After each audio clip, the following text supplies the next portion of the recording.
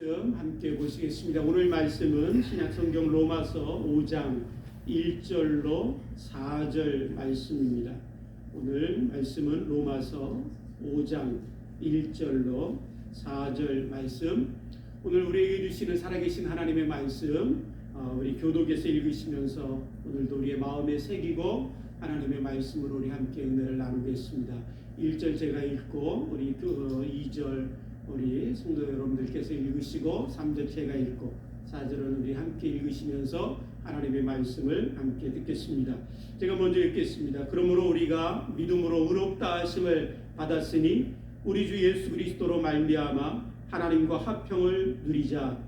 또한 그로 말미암아 우리가 믿음으로써 있는 이 은혜에 들어갈 수 있으며 하나님의 영광을 바라고 즐거워하느니라. 다만 이뿐 아니라 우리가 환난 중에도 즐거워하나니 이는 환난은 인내를, 인내는 연단을, 연단은 소망을 이루는 줄 알미로다. 아멘. 아멘. 사랑하는 성도 여러분, 마음에 기쁨이 있으십니까? 요새 사시는 그 삶에 즐거움이 있으십니까?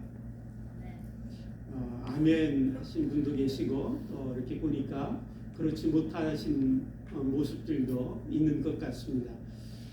우리가 잘 알고 있는 유명한 설교가인 스펄천 목사님이 신학교에 찾아가서 신학생들에게 이제 설교에 대해서 강의를 하고 가르치게 되었습니다. 그들에게 가르치면서 이런 이야기를 했다고 합니다. 천국의 기쁨이 무엇인가에 대해서 설교하게 된다면 당신들이 하나님의 말씀을 가지고 이제 말씀을 전하기 위해서 앞에 섰을 때 당신들의 삶 속에 있었던 가장 기뻤던 순간들을 기억하십시오. 그리고 그 기쁨을 생각하시고 이제 가슴을 활짝 펴시고 얼굴에는 미소를 띠며 기쁨으로 얼굴을 펴시고 그리고 이것이 천국의 기쁨입니다. 그렇게 설교하십시오. 그런데 만약 여러분들의 설교가 지옥의 슬픔에 대한 설교이라면 그냥 준비 없이 여러분들 모습 그대로 설교하시면 됩니다. 왜냐하면 우리들의 모습이 지옥의 표정 그 자체이기 때문입니다. 그렇게 얘기했다고 합니다. 사실은 저도 인상을 많이 쓴다고 핀잔을 많이 듣는 사람 중에 한 사람입니다. 말하기를 우리가 일반적인 이야기로 한다면 저는 인상파에 속하는 것 같습니다. 그래서 인상을 많이 써서 핀잔을 많이 듣고 얼굴을 찡그리지 말라, 좀 얼굴을 펴라 그런 이야기를 많이 듣는 사람 중에 한 사람인데 사실은 저만 그런 것이 아니라 이 앞에 나와 예배드리는 우리 성도님들의 표정도 만만치 않은 것 같습니다.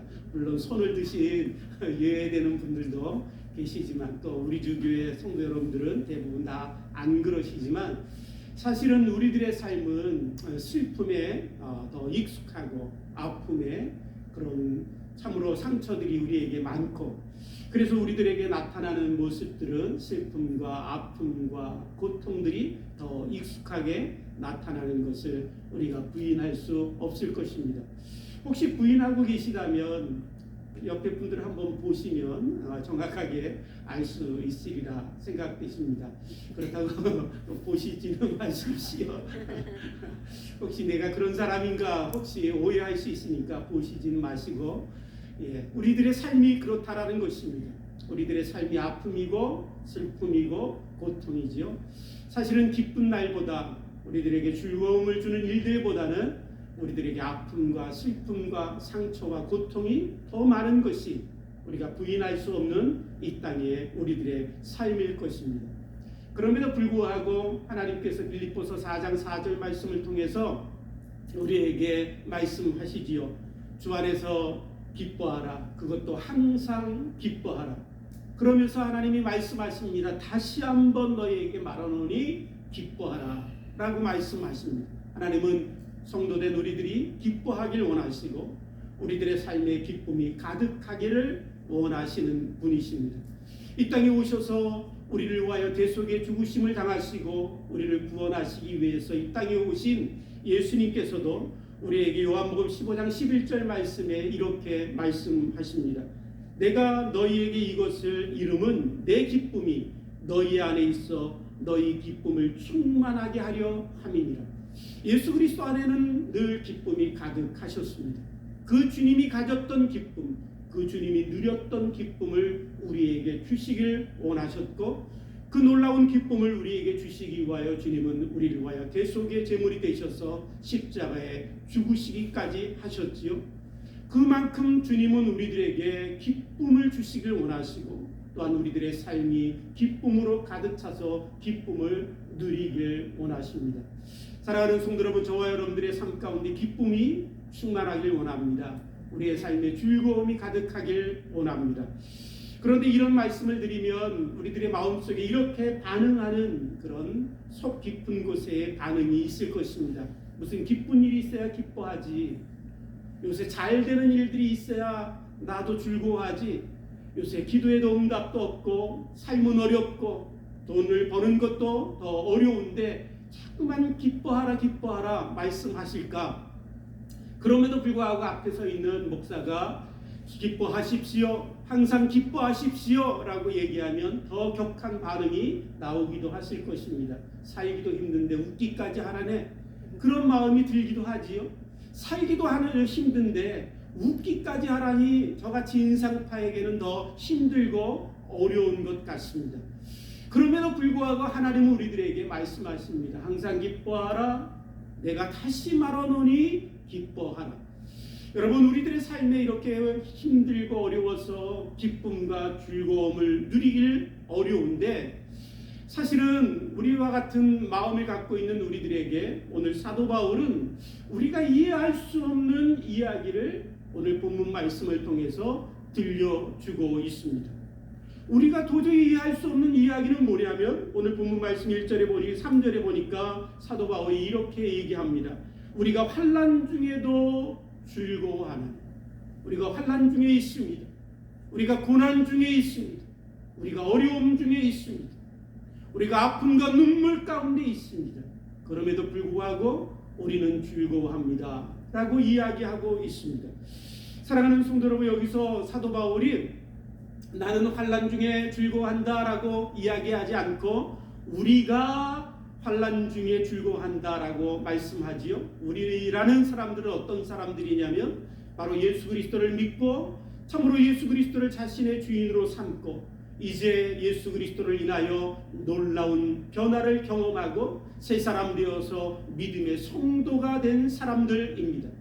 그 우리 중에는 어떤 사람들이 포함되냐면 사도 바울만 포함되는 것이 아니라 사도 바울이 오늘 편지를 쓰고 있는 로마 지역에 흩어져 있던 예수 그리스도를 믿는 성도들, 그분들까지도 다 포함하여 우리가 환난 중에도 즐거워한다 라고 말씀하고 있습니다.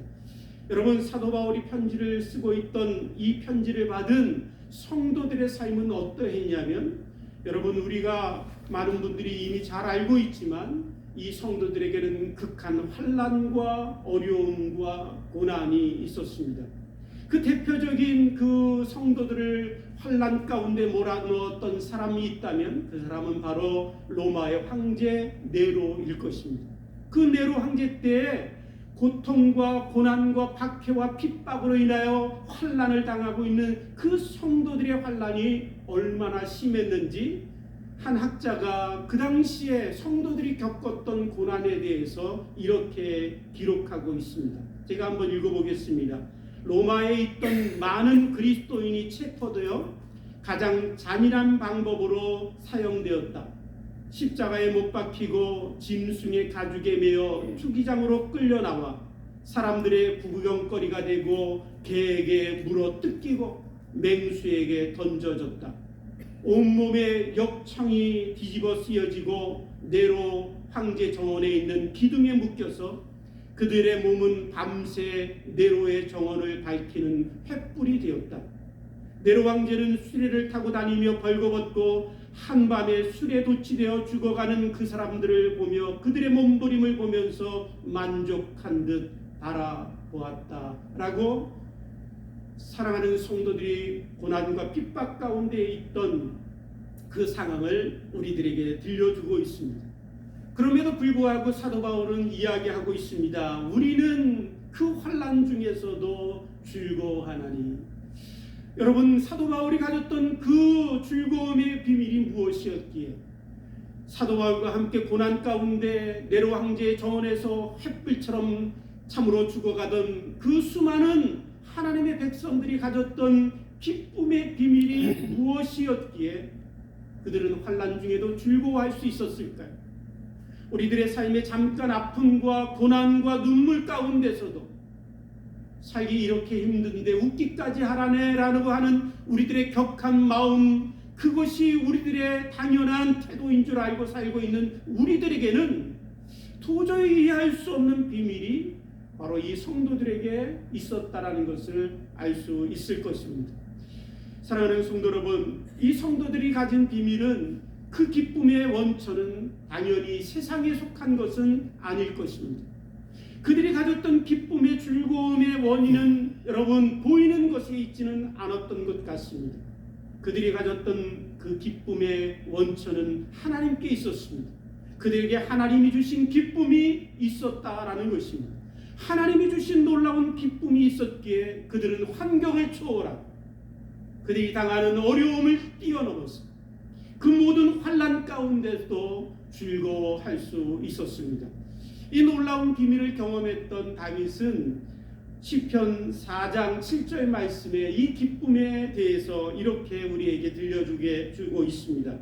주께서 내 마음에 두신 기쁨은 저희의 곡식과 새 포도주의 풍성할 때보다 더하나이다.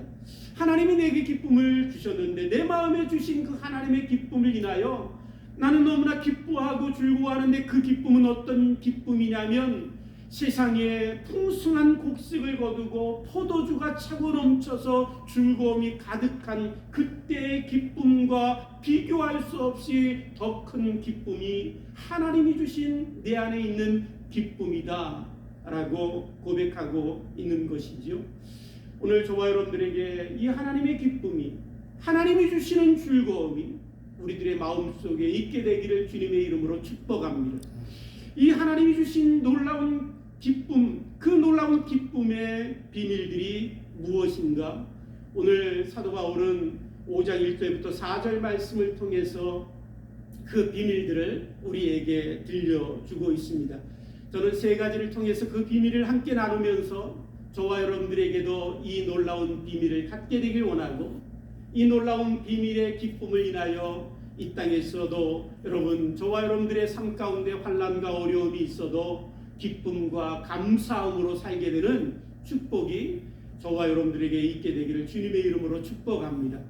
오늘 우리들에게 들려주는 놀라운 비밀의 첫 번째는 1절에 있습니다. 우리가 믿음으로 의롭다 하심을 받았으니 라고 우리에게 들려주고 있지요.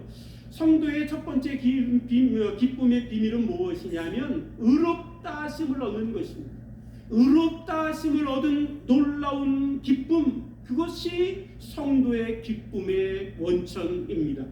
여러분, 죄인된 자가 의롭게 되는 것입니다. 죄가 용서함 받고 사함을 받고 깨끗함을 받는 것입니다. 여러분, 우리들이 살아가는 동안에 우리들이 살아가면서 만나는 사람들과의 관계 속에서도 우리가 잘못을 저지르고 죄를 범하면 그 대가를 당연히 지불해야 되고 그 잘못에 대한 책임을 져야 된다라는 것이 우리에게는 너무나 당연한 것입니다. 우리가 사람에게 잘못을 범하고 난 후에도 그 대가를 지불하지 않고 그 책임을 지지 아니하는 그 사람들을 보면 무엇인가 잘못됐고 공의롭지 않고 정의롭지 않다라고 이야기하지요. 그래서 우리들이 살아가는 이 사회 속에서 우리들이 지은 죄가 있다면 그 지은 죄에 대한 대가를 지불하게 법을 만들고 그 법을 통해서 대가를 지불하게 만들고 있습니다. 그 중에 우리가 죄를 지어서 가장 중한 죄를 지으면 그 가장 중한 죄의 형벌이 무엇이지요? 사형입니다. 우리들의 육체의 생명을 빼앗는 것이지요. 여러분, 이와 같이 성경은 우리들에게 말씀하기를 모든 사람이 죄를 범하였음에 하나님의 영광이 이르지 못하였다라고 말씀하고 있습니다. 우리들은 다른 사람들을 향하여 죄를 범하고 잘못만 저지르는 것이 아니라 우리를 지으시고 창조하시고 모든 것의 영광 가운데 주인 되신 하나님 앞에 죄를 범한 죄인들입니다. 그 죄인들을 향하여 성경은 우리들에게 엄하게 선고하고 있습니다. 하나님을 향하여 죄를 범한 자의 그 죄의 대가는 바로 사망이다, 바로 죽음이다 라고 동일하게 말씀하고 있습니다. 그런데 여러분, 우리들에게 이 죄라고 하는 것, 이 사망이라고 하는 것, 이 죽음이라고 하는 것은 단지 육체적인 생명만 빼앗아가는 그런 사형을 의미하는 것이 아닙니다. 성경 우리들에게 말씀하기를 바로 하나님 앞에 죄를 범한 자가 치러야 할 그런 대가는 무엇이냐면 사망인데, 그 사망이 둘째 사망이다라고 요한계시록 21장 8절 말씀에 말씀하고 있습니다. 요한계시록 21장 8절 말씀에 우리가 읽어드리면 이렇게 말씀하고 있습니다. 모든 죄인들은 불과 유황으로 타는 못에 던져지리니 이것이 둘째 사망입니다. 하나님 앞에 죄를 범한 자가 지불해야 될 죄의 대가는 무엇이냐면 사망인데, 그 사망은 영원한 사망인데 그것을 요한계시록에서는 둘째 사망이라고 이야기하면서 그 둘째 사망이 무엇이냐면 바로 불과 유황이 타는 못에 던져지는 것, 바로 영원히 지옥에 던져지는 것, 그것이 죄인된 자가 지불을 해야 될 대가다라고 우리에게 말씀하고 있습니다. 단지 육체의 생명만 빼앗아가는 것이 아닙니다. 영원히 지옥불에 던져지는 것입니다. 그러기에 우리를 구원하기 위해서 이 땅에 오셨던 그 사랑 많은 예수님께서 우리에게 말씀하시기를 너희는 너희의 몸을 죽이지만은 너희 영혼을 능히 죽이지 못하는 자들을 두려워하지 말고 너희의 몸과 영혼을 능히 지옥에 멸하시는 하나님을 두려워하라라고 말씀하고 우리들에게 선포하시며 이 땅에 오셨습니다. 사랑하는 성도 여러분, 죄인된 자가 지불해야 되는 것은 영원한 사망입니다. 그런데 그 놀라운 운명 가운데 있던 우리들에게 여러분, 놀라운 새로운 운명을 하나님이 주셨습니다. 바로 우리의 죄를 사하시고 용서하시고 죄 없다 하시고 우리 죄인된 자들을 향하여 너는 의롭다 하시는 은혜를 베풀어 주신 것입니다.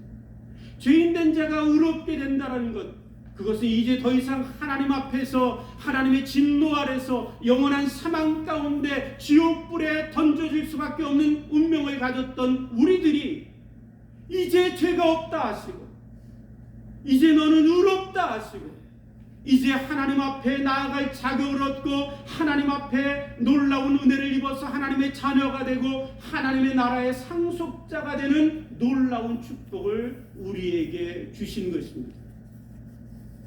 여러분, 상상이나 할 수 있습니까? 꿈이라도 꿀 수 있을까요? 우리들이 여러분 이야기를 만들어 꾸민다고 해도 이것보다 더 놀라운 이야기를 꾸며 만들 수 있을까요? 그 놀라운 일들이 바로 저와 여러분 성도된 자에게 주신 의롭다 하심의 은혜입니다. 우리가 잘 아는 토스토예프스키라는 여러분 대문호가 있지요. 그 사람이 사형 선고를 받고 죽기 얼마 전에 사면을 받습니다. 이제 사형 선고를 받고 얼마 있으면 바로 그 직전에 이제 죽게 되었습니다. 그런데 사면을 받게 되죠. 이제 그 사람이 노임을 받게 되었습니다. 그 놀라운 일들을 경험한 이 사람이 자기 형에게 편지를 씁니다. 이렇게 쭉 편지를 쓰는데 그 편지를 읽어보니까 그 형에게 썼던 편지 중에 제 눈에 가장 많이 제 눈에 들어오고 가슴에 와닿던 이야기가 있습니다. 뭐라고 얘기하냐면 형, 삶은 선물이야. 형, 삶은 행복이야. 그렇게 형에게 편지를 쓰고 있습니다. 여러분, 우리들이 육체의 죽음 앞에서도 사면을 받는다면 그 사면받은 그 기쁨과 감격이 말할 수 없이 클 것입니다. 오늘 하루를 더 살고 내일 하루를 더 사는 그 삶이 내게는 너무나 귀하고 놀랍고 감격스러운 선물일 것입니다. 삶은 복이고 축복이 될 것입니다. 오늘 이 아침에 나와 있는 사랑하는 성도 여러분, 오늘 여러분들이 제가 이 시간에 살아있는 이 자체는 선물이고 축복이지요. 오늘 우리가 살아가는 이 하루는 내 삶에 어려움과 고난이 있을지라도 그 어떤 사람도 살고 싶어도 살지 못했던 오늘 하루를 살아가는 복이고 축복일 것입니다. 육체의 생명을 앗아가는 그 사형에서도 벗어나도 그것이 선물이고 축복일진데, 영원한 지옥불에 던져 영원한 사망 가운데 떨어질 수밖에 없는 우리들을 살려주신 그 놀라운 은혜, 그 놀라운 사랑, 그 놀라운 하나님의 의롭다 하심의 축복은 우리는 무엇으로 다 설명할 수 있을까요? 혹시 우리는 이 놀라운 하나님의 사랑을 이 시간에 다 누리지 못할 수도 있을 것입니다.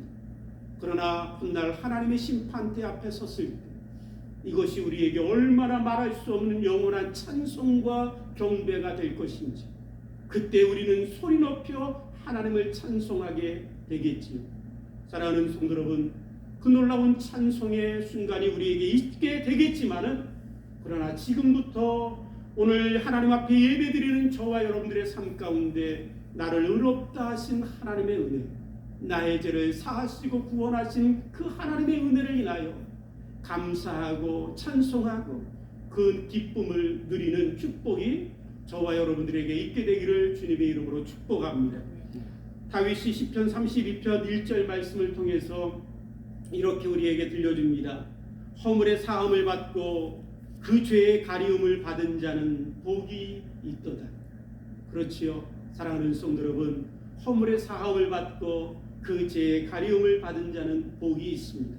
오늘 저와 여러분들이 이 놀라운 복을 받은 성도된 것을 믿게 되기를 주님의 이름으로 축복합니다. 혹시 이 놀라운 복이 아직도 나의 것이 아니었다면, 아직도 이 놀라운 복을 모르고 살고 있다면, 이 아침 시간에 예수 그리스도 앞에 나아가 주님을 만나게 되기를 주님의 이름으로 축복합니다. 두 번째로 성도에게 주신 놀라운 기쁨의 비밀은 무엇이냐면 하나님과 화평을 누리는 기쁨입니다. 하나님과 교제하는 기쁨이지요. 하나님과 함께하는 기쁨, 그것이 바로 성도가 누리는 기쁨의 비밀입니다. 2절에 보니까 이렇게 말씀합니다. 우리가 믿음으로 서 있는 이 은혜에 들어감을 얻었으며 라고 말씀하시죠. 여러분, 우리가 믿음으로 어디에 들어가게 됐냐면 은혜 아래 들어가게 되었습니다. 믿음으로 하나님의 은혜 아래 거하는 자가 되게 된 것이지요. 그런데 이 놀라운 하나님의 은혜가 우리에게 임하기 전에 우리는 어디 아래 있었냐면 법 아래 있었습니다. 그것도 무서운 하나님의 율법, 하나님의 법 아래 있었습니다.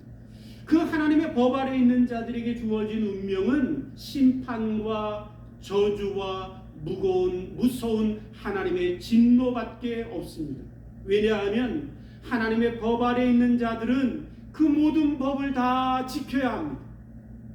그런데 그 모든 법을 지킬 자들이 아무도 없습니다.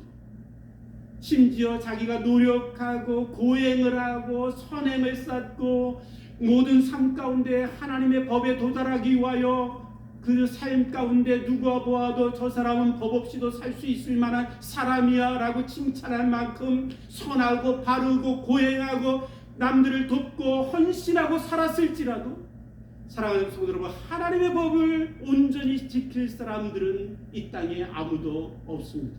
왜냐하면 모든 법을 지키다가도 그 법 중에 하나만 어겨도 그는 죄인이 되기 때문에 그렇습니다. 죄인된 자에게 주어지는 것은 죄의 싹은 사망이지요. 사망이 왕노릇하지요. 그러기에 율법 아래 법 아래 있던 우리들의 운명은 영원한 사망 가운데 거하는 것이고, 영원한 사망을 인하여 하나님과 영원히 분리되는 운명이 있던 자들입니다. 그런데 여러분, 이제 하나님의 은혜가 예수 그리스도를 통해서 우리에게 임하였습니다.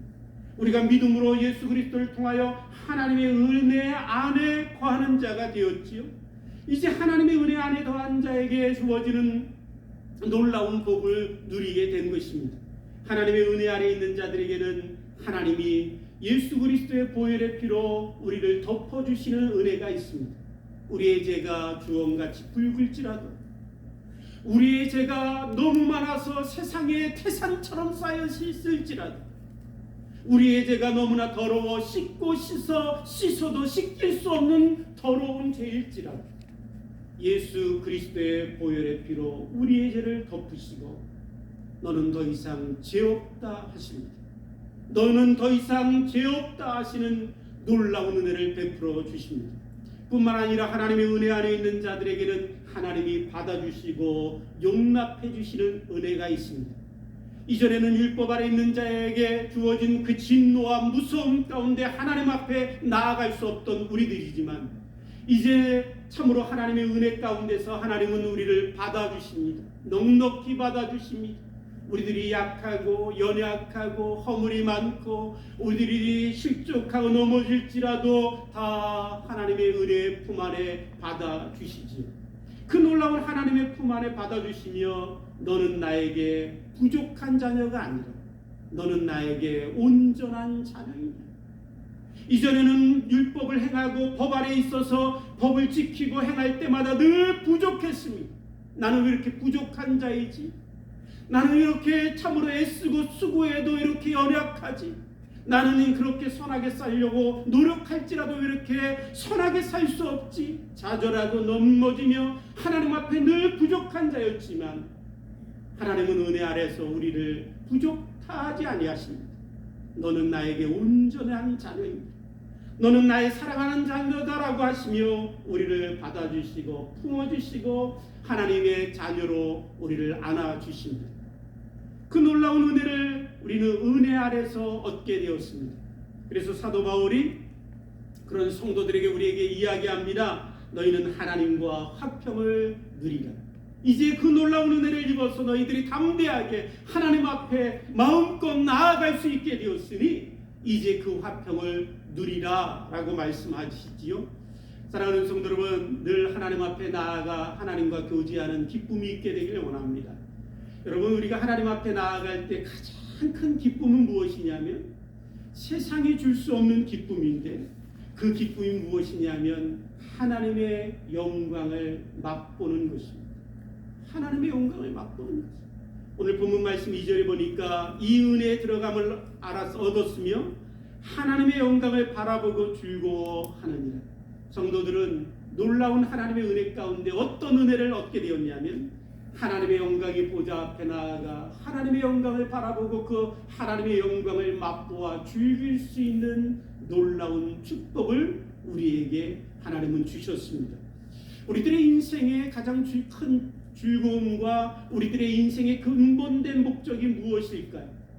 우리가 잘 아는 웨스트민스터 신앙고백이라는 그런 요리문답에서 우리에게 이렇게 이야기합니다.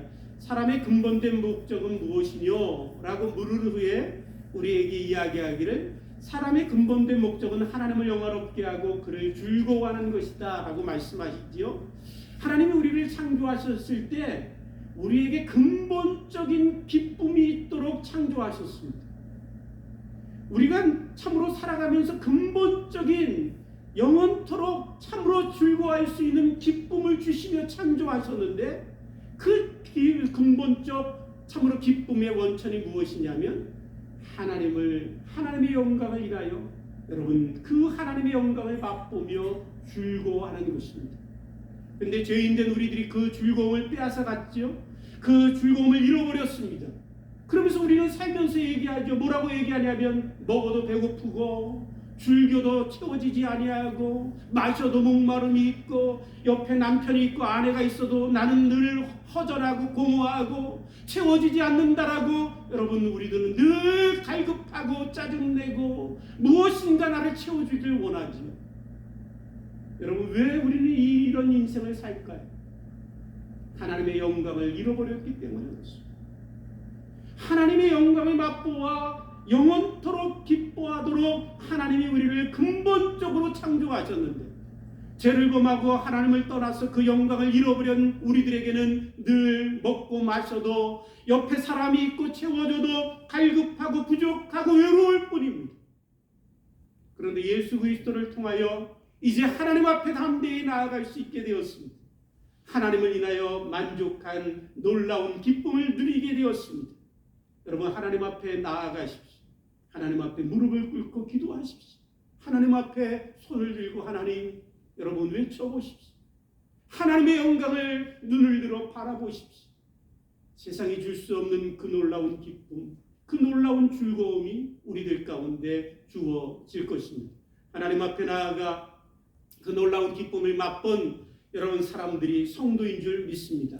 이 시간에 예수 그리스도를 믿고 예수님 앞에 나왔다면 여러분 많은 것은 아닐지라도 그래도 우리들의 인생 가운데 무엇인가 하나님의 영광을 맛보아 만났던 그 경험들이 있기에 이 자리에 나오셨을 것입니다.